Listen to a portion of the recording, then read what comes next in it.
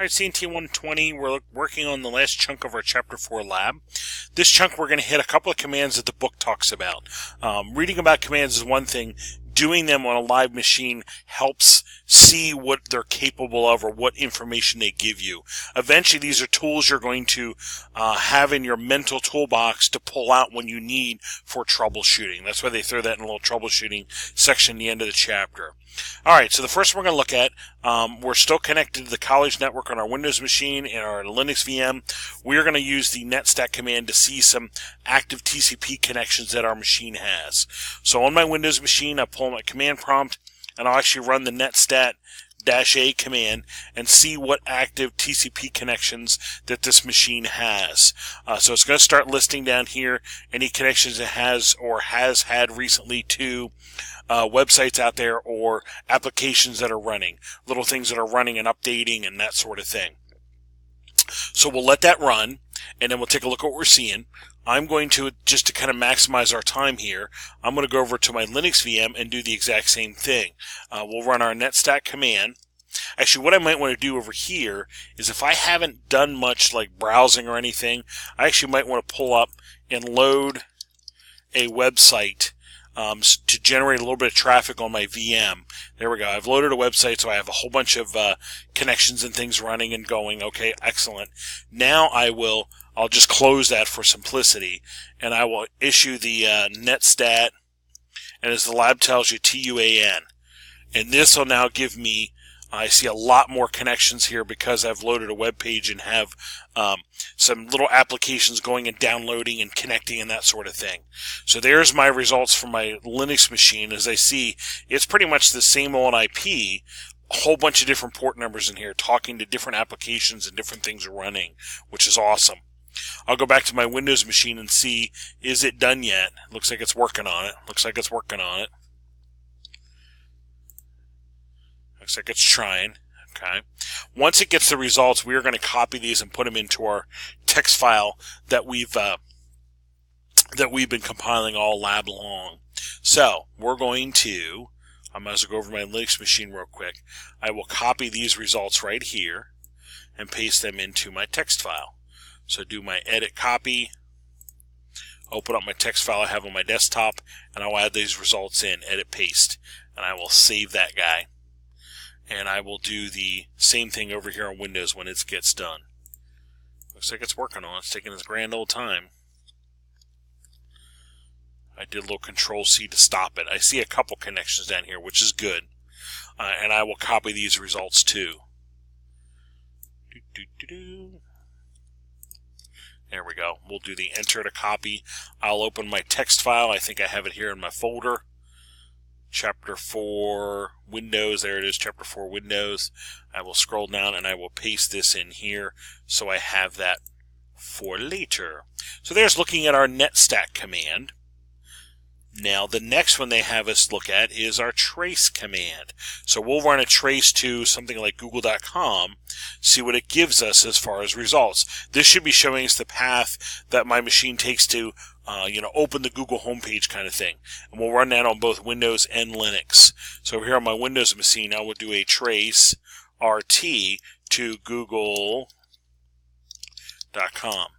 And I'll let that run, and just to kind of maximize my time, I will come over to my Linux machine.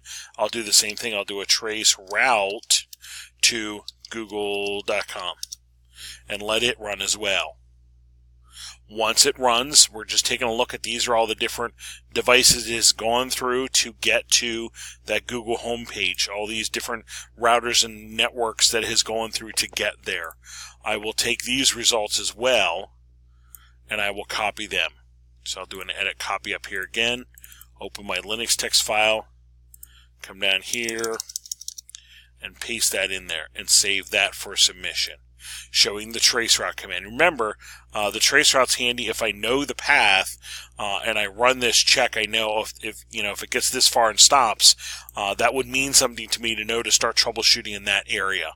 That's what that's helpful to do. I'll come over here on Windows. It looks like it's still working on it. I'll give it a minute to finish. Once it finishes, again, I will copy the results. I'm just going to copy these just to show you real quick now. I will copy that.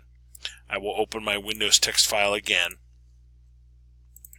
and I'll paste those in. I will want to give that a minute to run. That way I'm getting the whole trace. But remember with this one, if we start hitting things like firewalls and other devices programmed not to respond, it might time out. And that sometimes does happen. Alright, I'm going to stop that just for the interest of time for doing this. So there's my trace command. There's my Netstat, my trace command. Well, we're now going to use the path ping and MTR. And if you remember, trace route or trace is a one quick check at that instant in time.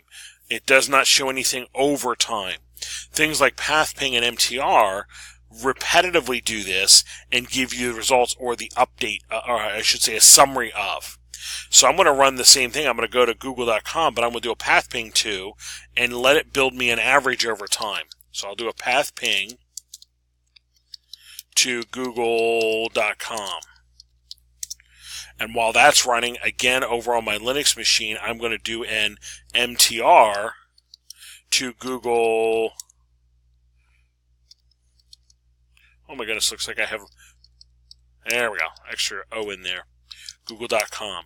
And this is going to open a little GUI and start running this test over time.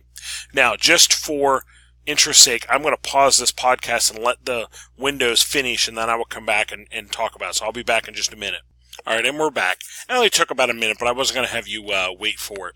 What your path ping did on Windows is repetitively traced and pinged to the google.com and showed a result over time of our ping. So it's repetitively doing it and showing us our results of.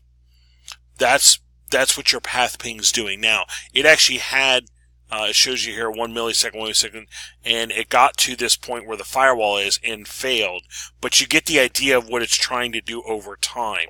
And that's going to happen sometimes when you encounter nodes like firewalls and other things. But if you have a network where it's your network and you manage it all, this should not be occurring. You can actually use this through your network to look for delay spots or things like that. So that's why I wanted you to at least try it here on Windows. So I'm going to copy my results here. Again, enter key. I'll open up my little Windows text file that I got here, and I will paste that in as well. So there's my trace. I'll paste in my path ping as well and save that guy. And over on my Linux machine, it's still pinging away. There's 250, 251 times, etc. I'm going to pause that. That is showing your result over time. That is showing your result over time. So going back to our lab here, this is more, I wasn't really having you save your path ping and MTR results. I was just doing it while I was there. But that gives you an idea when you look at your Linux, what this can show you over time. This is where the firewall is, so that's why you have 100% loss. But other areas are pretty good. There's very little loss there. But in a working network, again, that and you start seeing loss at a certain node, maybe it's overwhelmed, maybe there's an issue, maybe there's a configuration issue. This might help you troubleshoot. A single trace is just that, a single trace, but your path ping or MTR is doing it over and over again, trying to give you over time what's going on. So I want you to at least try that so you can see the results that they were telling you about. Alright, so there was our trace route and MTR and path ping. Last little thing we're going to do is we're going to do this just on our just on your Linux side. We are going to do a capture on our Linux side using TCP Dump. On Windows, we've always been using Wireshark. Linux, we're going to use a command line version of that called TCP Dump. So I'm going to, let me get a couple things situated here. On my Windows side, I'm going to have him handy. On my Linux side, I'm just going to do a clear on this to clear the screen so it's easier to look at. I'm going to get rid of my text file in the background for now. I need to make sure the IP address that I have. So here's my Linux machine, 172.23.165.133. So I'm going to real quickly just do a test, and I'm going to make sure that my Windows can ping my Linux. So I will, on my Windows, I will set up a ping, and I will do a ping to my 172.23.165.133 and make sure we're good, and I am. So I have a ping from Windows to Linux, and I'll have that ready to go. On my Linux side now, I'm going to make sure that TCP Dump is installed. So I will do a sudo apt install TCP Dump. And it very well might be already installed, but this is just a way to verify in case there's any updates or anything needed. It's already installed. We're ready to rock and roll. So what we're going to do now is we're going to run, as the lab shows you, we're going to run TCP Dump on the Linux machine and capture those ICMP packets coming from the Windows machine. I'm going to run TCP Dump on the Linux VM and capture the pings coming from the Windows machine. So coming back to my Linux, I'm going to do a sudo TCP Dump, and I'm going to do ICMP. That way I'm only seeing the ICMP packets, not all the other stuff. And I might actually want to make this window a little wider so it shows it better. So I have that running now. I'm going to go to my Linux side, and I'm going to reissue this ping to the Linux. Let it run a couple times. Excellent. Come over here on Linux, and I will do a Control-C to stop the TCP dump. And here, on my command line of my Linux machine, it's capturing the pings coming from the Windows machine to the Linux. There's the request, and there's a reply. There's a request, and there's a reply. There's a request for a reply. So this is like a real simple command line version of Wireshark that you have available to you on a Linux VM. Kind of handy, kind of nice. That's nice to have available, especially on systems where you don't have much installed. You don't have many applications installed because you're maximizing your system, you're tuning your system. So there real quickly is the TCP dump command that they talked about.